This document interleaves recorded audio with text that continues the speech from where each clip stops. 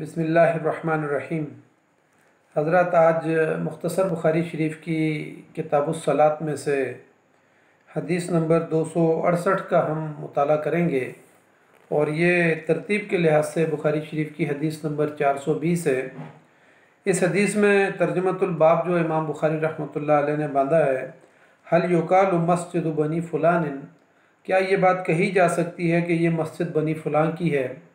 یعنی کسی فرد کے نام پہ، خاندان کے نام پہ یا ادارے کے نام پہ کیا مسجد کا نام رکھا جا سکتا ہے یا کہ نہیں، اور ایسی مسجد میں کیا نماز پڑھنی جائز ہے یا کہ نہیں؟ تو امام بخاری رحمۃ اللہ علیہ اس حوالے سے بات کرنا چاہ رہے ہیں۔ عن ابن عمر رضی اللہ عنہما ان رسول اللہ صلی اللہ علیہ وسلم سابق بین الخیل التي ازمرت من الحفیاء وعمدها ثنیۃ الوداع، وسابق بین الخیل التي لم تزمر من ثنیۃ الى مسجد بنی زریق، وان عبد اللہ ابن عمر رضی اللہ عنہما کان فی من سابق، رواہ البخاری۔ حضرت ابن عمر رضی اللہ تعالیٰ عنہ سے روایت ہے کہ ایک دفعہ رسول اللہ صلی اللہ علیہ وسلم نے ازمار شدہ کا مطلب ہے کہ تیار شدہ گھوڑوں کا مقابلے کے لیے جو فاصلے کا مقام رکھا، وہ حفیہ سے ثنیۃ الوداع ہے،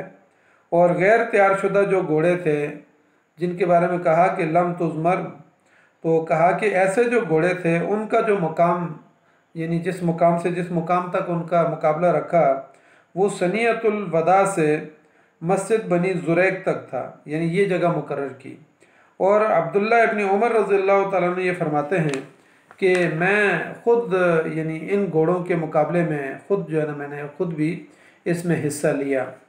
تو امام بخاری رحمۃ اللہ علیہ یہ ثابت کرنا چاہ رہے ہیں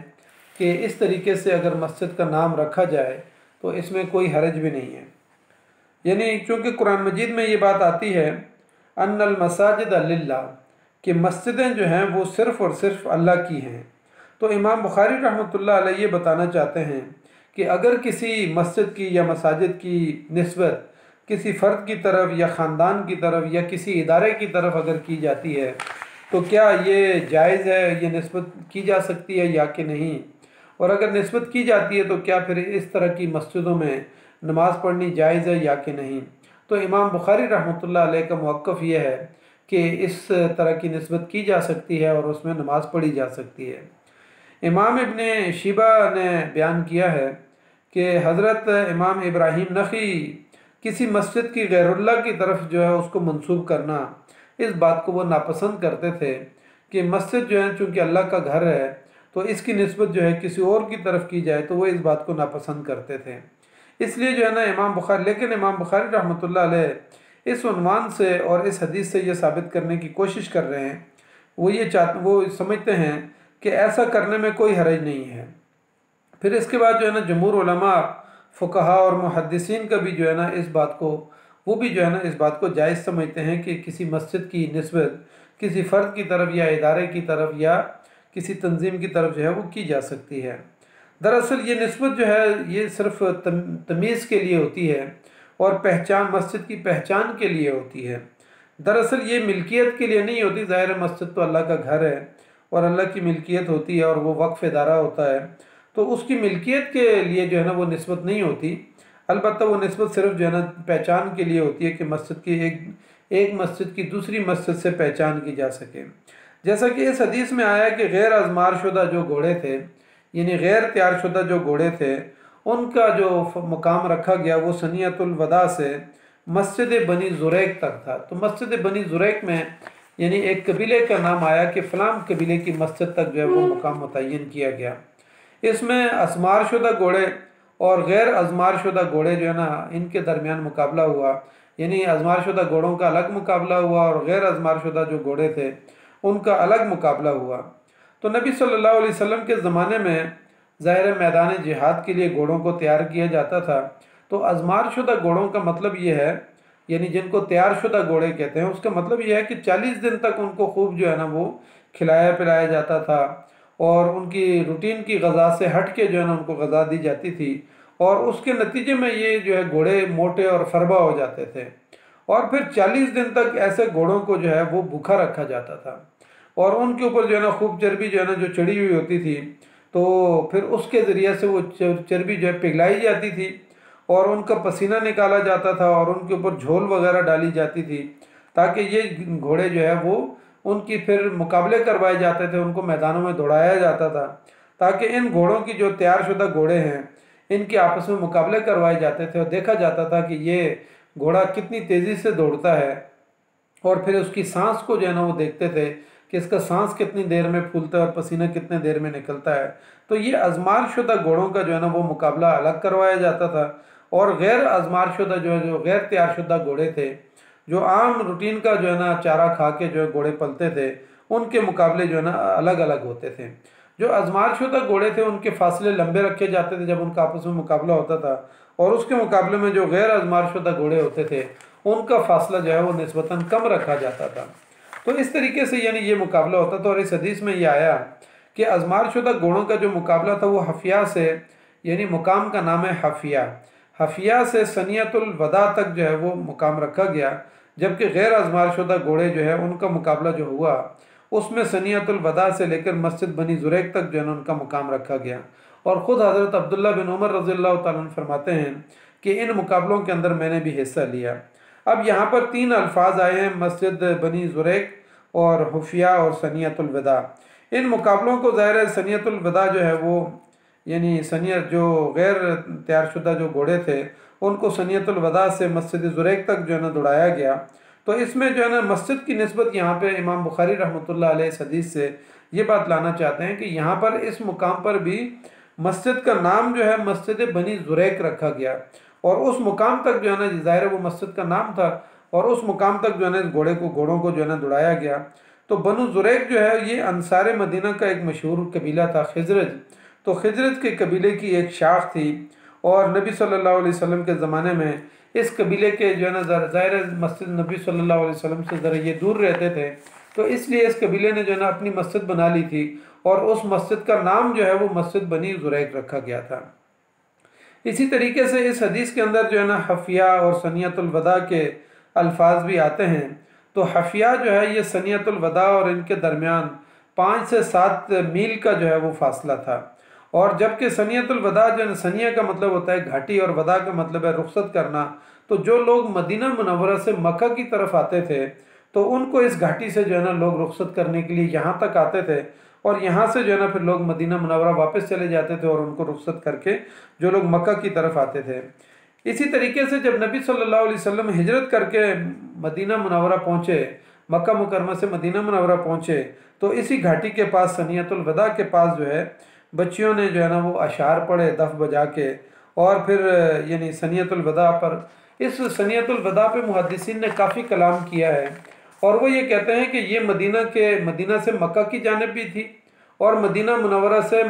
جو تبوک کی جانب علاقہ جاتا ہے اس علاقے کی طرف بھی جو ہے نا ایک گھاٹی کا نام ثنیہ تھا،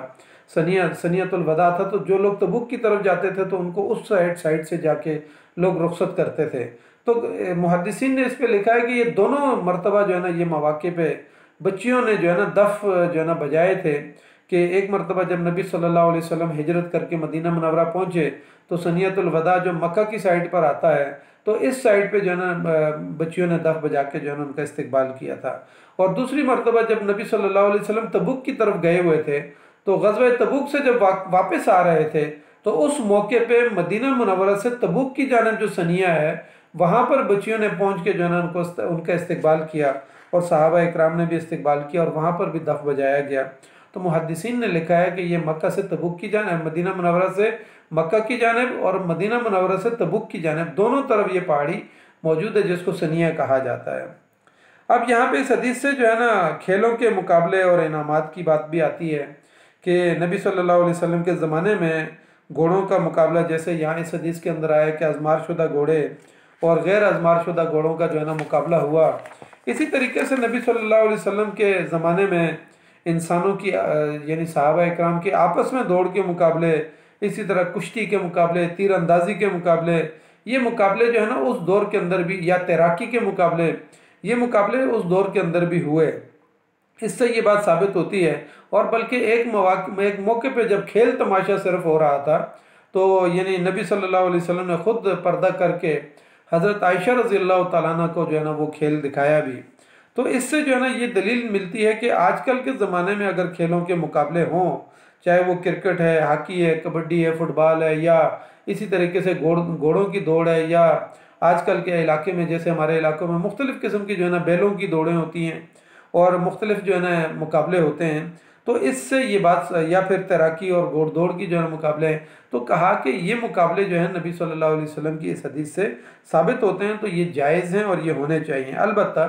اس کے لیے بنیادی شرط یہ ہے کہ وہ اسلام کی حدود و قیود کے اندر ہونے چاہیے، دائرہ اسلام کے اور شریعت کے دائرے کے اندر ہونے چاہیے، اس میں پردے کا اہتمام، اور اسی طریقے سے یعنی اس کو جوئے سے بچانے کے لیے کہ اس میں جو ہے نا کوئی شرطیں وغیرہ نہ لگائی جائیں۔ تو یعنی اس طرح کے جو امور ہیں تمام کھیلوں کے اندر، کہ اگر فرض کے مثال کے طور پہ کھیلوں کے مقابلے میں کوئی حکومت وقت ہے، یا مختلف کلب ہیں، یا ایسوسییشن ہیں، یا وزارت کھیل اگر کوئی مقابلے کرواتی ہے اور اس میں رقوم دی جاتی ہیں، انعامات دیے جاتے ہیں، تو اس حد تک تو جائز ہے۔ لیکن اگر اس کے مقابلے میں اس کے پیچھے جو ہے نا لوگ جوا کھیل رہے ہوں، اور جیسے کہ مختلف مواقع پہ یہ بات ہمارے سامنے آتی ہے کہ کرکٹ کے مقابلوں میں یا ہاکی کے مقابلوں میں، کرکٹ کے مقابلوں میں ایک ایک بال کے اوپر یا ایک ایک رن کے اوپر، ایک ایک اوور کے اوپر جو ہے نا وہ لوگوں نے جوا لگایا ہوا ہوتا ہے، تو یہ چیز تو جو ہے نا یعنی اسلام میں منع ہے کہ اگر کھیلوں کے مقابلے ہوں اور اس میں جوا لگایا جائے، اور جو ہے نا ایک جیتنے والی جو ہے نا جو ٹیم ہے وہ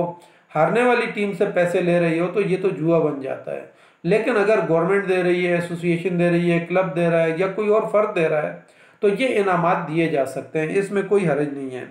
اسی طرح علامہ بدر الدین عینی نے یہ بات عمدۃ القاری میں لکھی ہے کہ خود نبی اکرم صلی اللہ علیہ وسلم کے زمانے میں گھوڑ سوار جو تھے ان کے آپس میں مقابلے ہوئے، تو ایک مرتبہ نبی صلی اللہ علیہ وسلم کے پاس یمن کے حلے یا جبے جو ہے نا وہ آئے ہوئے تھے، تو آپ صلی اللہ علیہ وسلم نے پہلے نمبر پر جو آنے والا گھوڑ سوار تھا اس کو جو ہے نا 3 حلے عطا کیے، جو دوسرے نمبر پر آنے والا تھا اس کو جو ہے نا 2 حلے دیے، اور جو تیسرے نمبر پر آنے والا تھا اس کو 1 حلہ دیا، اور پھر چوتھے نمبر پر جو آنے والا تھا اس کو نبی صلی اللہ علیہ وسلم نے 1 دینار جو ہے نا ان کو دیا، اور جو 5ویں نمبر پر آنے والا تھا اس کے بارے میں آتا ہے عمدۃ القاری میں یہ لکھا ہے کہ نبی صلی اللہ علیہ وسلم نے ان کو 1 درہم عطا کیا، اور جو 6 نمبر پر آنے والا تھا اس کو نبی صلی اللہ علیہ وسلم نے کچھ چاندی عطا فرمائی۔ تو اس سے یہ بات ثابت ہوتی ہے کہ خود نبی صلی اللہ علیہ وسلم ایسے مقابلے کروائے بھی، اور اس میں انعامات بھی دیے، حلے کی صورت میں یا جبے کی صورت میں وہ انعامات دیے۔ تو یعنی آج کل کے اس زمانے میں جو مقابلے ہو رہے ہیں، ان مقابلوں کے اندر جو ہے نا اگر دیکھا جائے تو یہ مقابلے یعنی فکس مقابلے ہوتے ہیں، مصنوعی مقابلے ہوتے ہیں، یا ان کے اندر اگر جوا کھیلا جاتا ہے ایک ایک گول کے اوپر یا رن کے اوپر اگر جوا کھیلا جاتا ہے، تو یہ دراصل یہ جوا جو ہے اگر انعامات گورنمنٹ اور ان کی طرف سے ایسوسییشن کی طرف سے ہوں یا وزارت کھیل کی طرف سے ہوں، تو پھر تو یہ جائز ہے، اور خود نبی صلی اللہ علیہ وسلم نے یہ انعامات دیے ہیں، تو اس طرح کے انعامات تو دیے جا سکتے ہیں، لیکن اگر اس پہ جوا کھیلا جائے تو یہ منع ہے۔ تو اس سے یہ بات اندازہ ہوتا ہے کہ نبی صلی اللہ علیہ وسلم کے دور میں جو کھیلوں کے مقابلے ہوتے تھے، چاہے وہ گھوڑ سواری کے تھے یا گھوڑوں کو تیار کیا جاتا تھا، دوڑایا جاتا تھا، یا صحابہ اکرام خود جو ہے نا مقابلے کرتے تھے، تو وہ مقابلے ان کے پس منظر میں جو بات ہوتی تھی کہ وہ گھوڑوں کو بھی جو ہے وہ جہاد کے لیے تیار کرتے تھے، اور اپنے آپ کو بھی مستعد رکھنے کے لیے کہ وہ خود جہاد کے لیے مستعد رہیں۔ لیکن آج کل کے کھیلوں کے مقابلوں کی اگر پس منظر میں دیکھا جائے تو جو نیت کار فرما ہمیں نظر آتی ہے وہ مال اور دولت نظر آتا ہے، کہ مال اور دولت کے حصول کے لیے جو ہے نا کھیلوں کے مقابلے کروائے جاتے ہیں۔ تو اس سے یہ اندازہ ہوتا ہے کہ اگر مقابلے کھیل کے مقابلے اگر صرف انعامات کی صورت میں دیے جائیں، وہ رقوم دی جائیں، تو پھر تو ٹھیک ہے، یا اگر جیسے کرکٹ ایسوسییشن نے متعین کیے ہوئے ہوتے ہیں تو وہ تو ٹھیک ہے،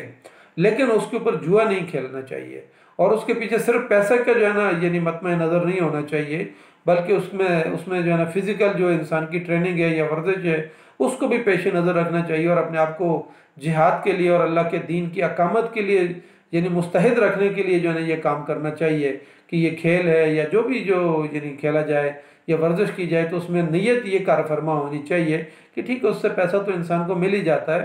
لیکن اصل نیت انسان کی یہ کار فرما ہونی چاہیے کہ اس کے ذریعے سے میں اللہ کے دین کا کام کروں گا، میں مستعد رہوں گا، میں عبادات اچھے طریقے سے کر سکوں گا، اور میں دعوت و تبلیغ کا کام اچھے انداز میں کر سکوں گا، اور کل کو میدان جہاد کے اندر اگر مجھے جانا پڑتا ہے تو میں انشاءاللہ اس کے لیے بھی مستعد رہوں گا۔ تو اللہ تعالیٰ سے ہم دعا کرتے ہیں کہ اللہ تعالیٰ ہمیں اس حدیث کو اچھے طریقے سے سمجھنے کی توفیق عطا فرمائے، جس کو امام بخاری رحمۃ اللہ علیہ، یعنی اس میں 4-5 چیزیں ہمارے سامنے آ گئی ہیں، تو اللہ تعالیٰ ہمیں اس حدیث کو جو ہے سمجھنے کی توفیق عطا فرمائے۔ جزاک اللہ خیر۔ السلام علیکم ورحمۃ اللہ وبرکاتہ۔